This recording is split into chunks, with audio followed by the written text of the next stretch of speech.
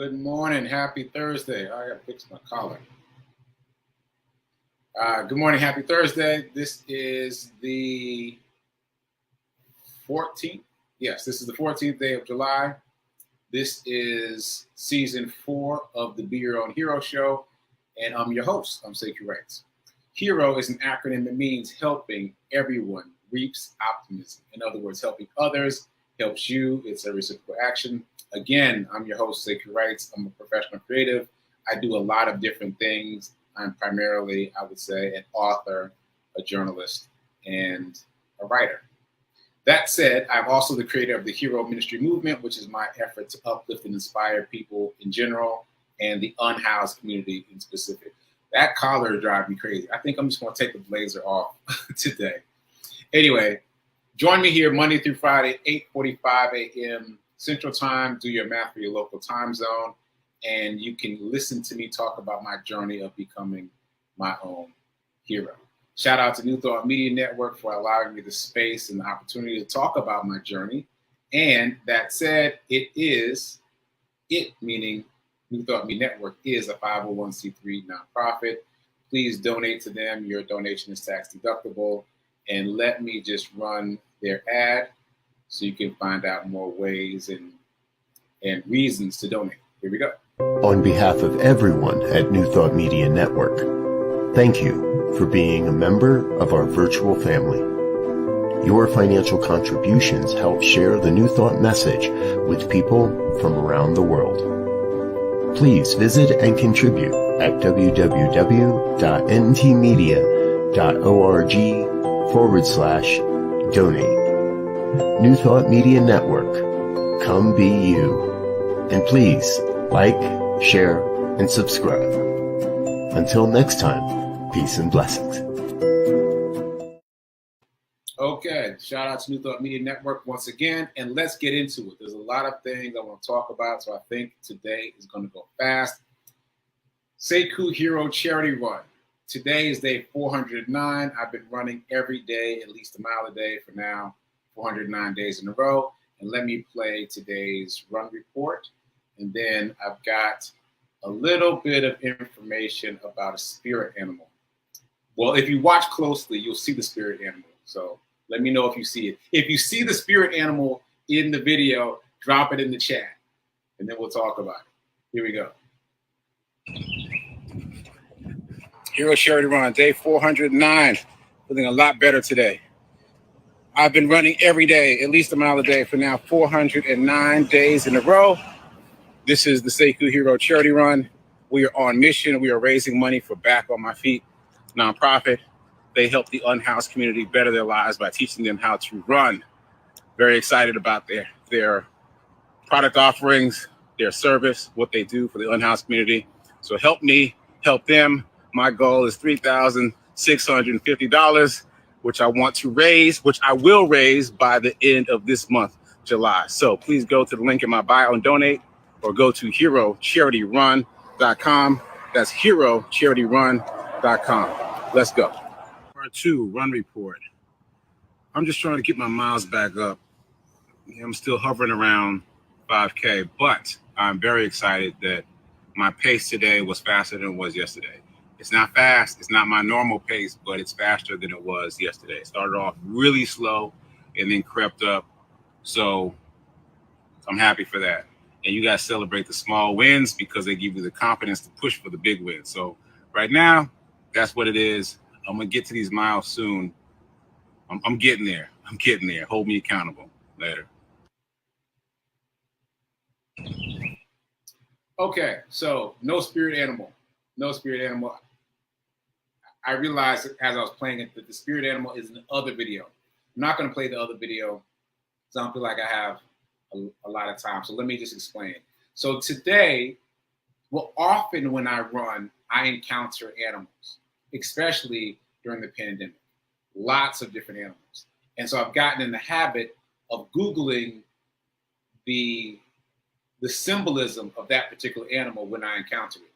So for example, I was running at Fisk University track a couple days ago, and a fox, yes, a fox came flying across the field. And I mean, I chose the word flying deliberately because it didn't even look like it was touching the ground. And I've never seen a fox run in person before other than on TV. So in person, it looks like it's flying. Like it's much more graceful than I've heard it described in the media and on TV.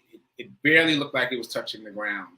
And its tail, okay, I'm going off on a tangent. Anyway, point is, I've been seeing lots of interesting animals. I've seen foxes, most dramatically a couple of days ago. I've seen skunks. I've seen bunnies. I've seen all kinds of animals. Anyway, this morning, was the first time I saw vultures. And not just one, but a whole pack of vultures. And vultures are not scary. So they were on my run path. And I saw that they weren't going to move. Like other birds, they see a runner coming, they get out the way. And this pack of vultures was just like, what you doing? You coming through here? All right. So what you gonna do? So I started like clapping and making noise while I was running to get them out of the way. And they moved a little bit. They kind of just like just kind of eased over to the edge. Like they didn't even fly away. So again, I'm getting off on a tangent, but I was struck by it because they really just barely moved enough for me to run by, and then they gathered again behind me. And so I looked up the symbolism for vultures, as I do with all these animals that I encounter on my runs. And the symbolism that struck me for vultures is the beginning of a new phase. Like vultures are often associated with death, right? Because they eat the carcass of dead animals. But spiritually speaking, in terms of symbolism, that means that you are growing into a higher version of yourself. Like this phase that you're in is ending and now you're entering a new phase. So I thought that was pretty cool. So that was my spirit animal. And once again, I need to ratchet down because I've already gone off on a couple of tangents and there's a lot of things I want to get to. So anyway, today's spirit animal for Sekou is the vulture. Okay, moving on, finally. Shout out to everyone who's donated thus far to the Hero Charity Run. Again, I guess I haven't said that yet today, but we're at 42% of the way to the goal. The goal is to raise $3,650 by the end of this month, July. It's going to happen. I don't know how it's going to happen, but I know it will happen. So, moving forward. Okay, Dice Roll Challenge. It's been an interesting week in terms of the Dice Roll Challenge. Monday, I rolled a 4. Tuesday, I rolled a 3. Wednesday, I rolled a 2. So if the pattern continues, I should roll a 1 today. So let's just see if we can get a 1 to keep the pattern going. Come on, 1. Up. 1. What? The universe is talking to us. It fell off the computer and still rolled a 1. All right. So, universe is here with us. God is here with us. The spirits are here with us. The vultures are here with us. So, easy week. 4, 3, 2, and 1 thus far. Okay. So, moving on to the morning Zen. As you know, if you've been watching the show, this week I've been reading the book Think Your Way to Wealth. Think Your Way to Wealth by Napoleon Hill and Andrew Carnegie. And they have created a number of books, the most popular of which is Think and Grow Rich, which I'm sure everyone has heard of. So today I want to read a little bit from the book about faith and obsession. So here we go. So this book, the format of this book, by the way, is a Q&A. So Napoleon Hill asked Andrew Carnegie a question, and then Andrew Carnegie's verbatim response is in the book. So it's very interesting because it's a more direct representation of what Andrew Carnegie says, as opposed to Think and Grow Rich, which is a paraphrasing of what he said. All right, so here we go. A person's brain. They use men a lot in this time period when the book was written because of the time period. But anyway, a man's brain is actually a piece of very fine machinery, intricately and accurately constructed to perform a definite function in the business of living. So basically, that means that a person's brain is a goal-seeking machine, but you got to feed it with goals. If you don't feed it with goals, it's not doing anything. But let me not get off on another tangent. Here's the next passage I want to read. Faith is the master gate through which an individual may give his brain full and free access to the universal power that operates it. In other words, faith unlocks the power of the brain. Next passage. Only those desires which take on the proportion of an obsession, a burning desire, will open that valve widely. Okay, so faith and obsession, that is what you need. Well, three things: a goal, a definite chief aim, as defined in this book, a definite chief aim, a master goal, a North Star, faith that you're going to get there, and an obsession, a burning desire to get there. Goal, faith, obsession. Goal, faith, obsession. So you've heard me talk about this show, The Food That Built America. If you've been watching the show this week, you've been hearing me talk about this docuseries called The Food That Built America. The Food That Built America. It is fascinating, and I can see this embodied in every single story, every single success story about these huge conglomerates that we just take for granted now. They were started with a specific goal, faith, and obsession. The people who created these brands were obsessed about building these brands to their biggest possible potential. And we hear obsession, at least for me, it tends to have a negative connotation. But the point of this book and other books like it that I've read is that obsession can, and if used accurately, is your gateway to your success. Like just wanting it isn't going to do it. Everybody wants it. Everybody wants a better life. Everybody wants money. Everybody wants success. The difference between wanting it and achieving it is getting obsessed. Stop being interested and get obsessed.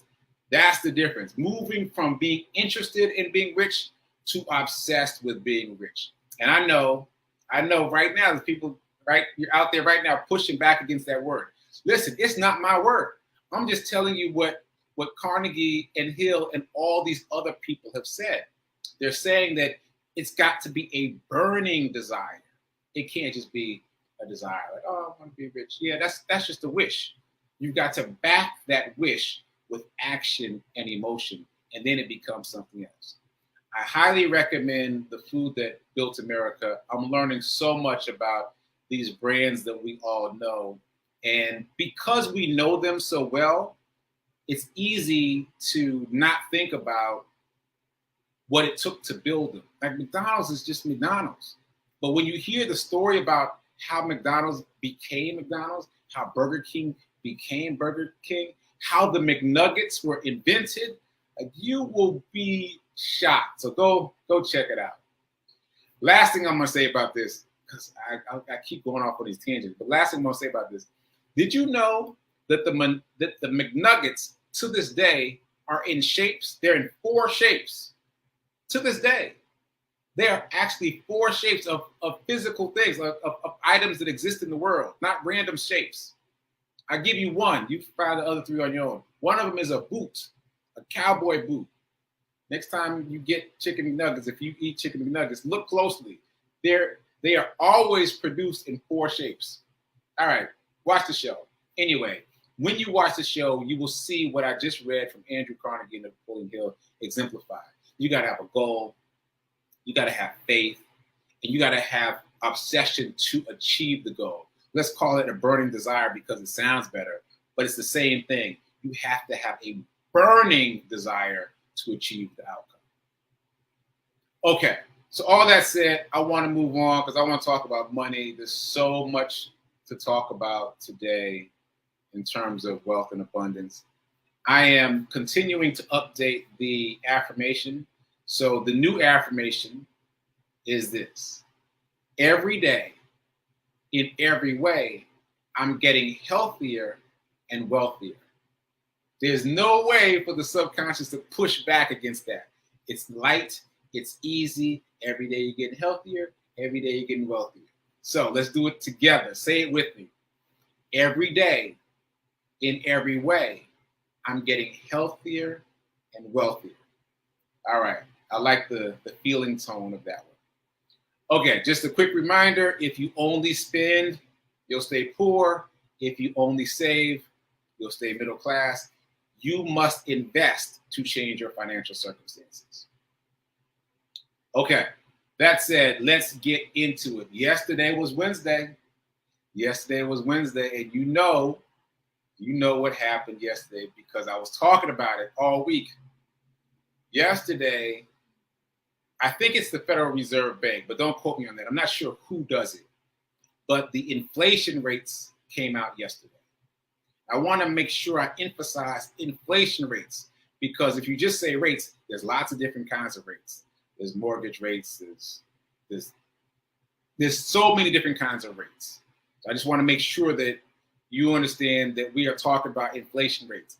And I say it that way because I've gotten myself confused a couple times this week trying to find the right rates when I looked for it. So make sure if you look it up that you're looking for inflation rates. Anyway, inflation rates came out yesterday. Now, they were already high. I've said before here on the show that the Federal Reserve Bank is only responsible for keeping the rate of inflation around 2% right now. That's their mandate, 2%, meaning don't even eliminate it. Don't even try to eliminate it. Just keep it at 2%, which means that your money in your checking and savings account is always losing money to that invisible tax of inflation. But let me stick with this. So it was already high. It was 8.6% going into yesterday. And the experts were expecting 8.8%. Did you all check the news? Did you all check your news sources? Did you see what it came up to? 9.1%. I mean, in my mind, that's just 10. That's just 10%. Like, what? 10%. Now, if you saw it on the news, I don't even watch the news anymore. And if you've watched this show for a long time, you understand why. But if it was on the news, and I'm not sure whether it was or wasn't, I know the spirit in which that news was delivered. It was delivered in the spirit of hand-wringing and worry and, oh no, what are we going to do? Inflation rate is so high. I know, because again, I have worked in the media for a very long time, so I already know how the story was packaged if it was presented at all. But let me tell you, I mentioned this before, I've turned off all the notifications on my phone except the essential notifications plus financial information. And let me tell you something. The people who are in the financial world did not have a moment of hand-wringing, not a moment of distress, not a moment of worry. It's the same information, but they responded to that information differently because this is what they do. And they're people like you and me, but their mindsets have been shifted by the information that they have. So where people like you and me that might just be watching the news and say, oh no, what are we going to do? These same folks are like, okay, it's high. And because it's high, I need to do X, Y, and Z to take care of myself. Just immediate. Like not even a thought. I'm telling you this because I saw the notifications come in and I read them and I was like, oh, wow, this is what they're doing. So let me give you a quick example. So I've mentioned financial instruments before. You might have heard me use that phrase. And that is the phrase that applies to all these different financial instruments, stocks, bonds, mutual funds, currencies, etc. They're all different kinds of financial instruments. Well, one of the many things that you can trade as a financial instrument is currency. You can trade one currency for another currency. It's called Forex, generally speaking, foreign exchange market. But you can exchange one currency for another. Okay, so yesterday, when the news came out, 9.1%, like very high inflation rate. So that means that the dollar is going down because, as we've said before in the show, inflation is an invisible tax. It erodes, it devalues the value of your dollar. So you could still be holding a dollar bill, but now that dollar bill is worth 9.1% less, right? 10%, let's just call it 10% less, right? Its value is eroding quickly. So when the people who are in the Forex market saw that, they knew that because the dollar is going down, the euro will go up because there is the dollar and the euro are called a pair in the Forex market. So there's the Forex market operates in different pairs. And one of the pairs is the dollar and the euro. So because of yesterday's news, the dollar went down, therefore the euro went up. So these folks just simply traded. They traded currency, and I'm not even sure how to say it efficiently because I don't know that much about it, but essentially they traded one for the other. I guess maybe they sold their dollars to get euros. I'm not quite sure how the seesaw works, but I know that it's a seesaw. And because the dollar went down, the euro went up, and they simply took advantage of that, and they made money yesterday. And I just want to emphasize that because I was watching it, and I have this let's just call it a monopoly money version of Forex. So this is a way that you can practice trading without any risk to you. It's literally monopoly money. It says you have $1,000, but you don't have any money. There's no money on the table. So I was like, oh, okay, this is what they were doing because of the inflation report. I'll try that tomorrow. And I went into it this morning, and it was too late. It was too late. Like the moves had already happened. So people made their moves yesterday as soon as the news came out. They didn't waste time wringing their hands. They didn't waste time being upset. This is just the ebb and flow of the economy. This is just how it works. So what's my point? I am not trying to scare anybody, first of all. Not trying to scare anybody. You don't know about Forex? Yeah, I barely know about it myself. But the point is that if you build your mindset to embody financial information, if you become financially literate, then the way that you react to the same information is forever changed. It's forever changed. You will no longer be worried and concerned about what the news says you need to be worried and concerned about. You're just going to take that as a data point. That is a data point. Okay, the Fed says new inflation rate is 9.1%. That's high. That's high, and so what do I do? What are the steps I take now to ensure my financial future? That's what people are doing every day, and that's what we need to do too. So that's a pause. That's a pause, and I'm going to move on to something else. And I'm going to say that for those of you that are interested, there are these apps on your phone that allow you to play with monopoly money, both in the stock market and in the Forex market. So they're called different things. They're sometimes called demo accounts. Sometimes it's called paper trading. Those are the two terms that I know well, but it's essentially what I described. It's a monopoly money account where they give you a fake $10,000 and then you can trade, quote unquote, in the markets to see what would happen if you would actually put money in the market. So I've done that. I've gotten a demo account for Forex, and I'm playing with it a little bit to see how that goes. Because as I've said here before, it has become clear to me that one of the clear ways to make revenue to generate revenue, to generate significant revenue is trading. One of the clear ways to generate significant revenue is trading, which is a good segue to tomorrow. Today is Thursday, tomorrow's Friday. You already know what's going down. Alphabet, also known as Google, is having a stock split. So I did the math early this morning. Current shares of Google are about $2,200. It's going to split. I divided that number by 20 because it's going to split one share into 20 shares. And I ended up with around $111. Now, you might have noticed that it had been going up, but it came back down to 111. Why? Because of the inflation rate announcement. Like, all these things are connected. They're all like ripple effects. So because of that announcement, the Google stock came down some. Because it came down some, I put a little more money in this morning.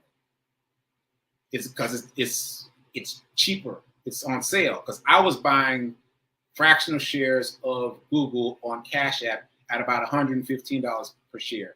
You notice I'm already calculating the amount after the split. I'm not even talking about the pre-split price anymore. So after the split, it should have been around $115. So now it's down around 111. I put a little more in, and if I did my calculations right, I should end up with 3 shares now instead of just 2 shares tomorrow. Regardless, you need to know what you're doing. So if you have not done anything yet, here's the quick and dirty. Tomorrow, Google is going to split. 1 share will become 20 shares. It's just like the same size pizza, but it's divided up into smaller slices. You can therefore buy in now and get a share automatically when the stock splits. If you want to do that, you want to put in at least $111 based on today's math. I would overestimate and say like 125 on a fractional platform like Cash App or Robinhood, or I think Webull also offers fractional shares. So if you put in like $125 today, tomorrow when the stock splits, you'll automatically get a share and you'll be in before the feeding frenzy that happens tomorrow. Because when the share price comes down tomorrow from $2,000 to $111 or wherever it ends up being, there's going to be a feeding frenzy. All these people who could not afford to buy a share at $2,000 are going to jump in to buy one at 110, right? So you want to be in before that because your share will go up in value because so many people are jumping in. And it should continue to go up in value over the next year or so. Over the next year, it should be up by about 25%. Now, again, none of these figures are coming from me. I am simply repeating what I have read and studied. And this is all theoretical is not quite the right word because it has been proven over and over and over and over again. I checked out the Motley Fool, which it's a funny name for a very reputable financial source. And they've done the math all the way back to 1980. This is typically what happens when a stock splits. There's an immediate bump in price on the day of, and then over the next year, it stays up over 25%, which is better than the S&P 500, which typically performs at about 10% per year. So tomorrow's the day. This is your last day to do something. What you going to do? What you going to do? And one more caveat. I read in a couple places that the split will happen tomorrow, but it might not show up in your account until the next business day. So don't panic if the 20 shares don't show up in your account until Monday. But what you going to do? I just told you what I'm going to do. I put enough on the table that I should end up with 3 shares tomorrow. And then I'm going to wait and see what happens in terms of how much the ROI goes up on the day of. ROI in terms of return on investment. And I shouldn't even use that word, but I'm using that phrase because I'm thinking about, as I said before, selling some of the shares if they go up enough. But anyway, this is it, folks. This is it. Do something. All right, I've gone over time now. It's time for prayer time right now at 10:15 Eastern time. And then it's time for Sit with Rev Melissa at 10:30. So sorry, folks, that I went over time a little bit, but keep doing. And remember that now is better than perfect in terms of everything, but especially in terms of investing. So go invest today. Let me know what you guys decide to do.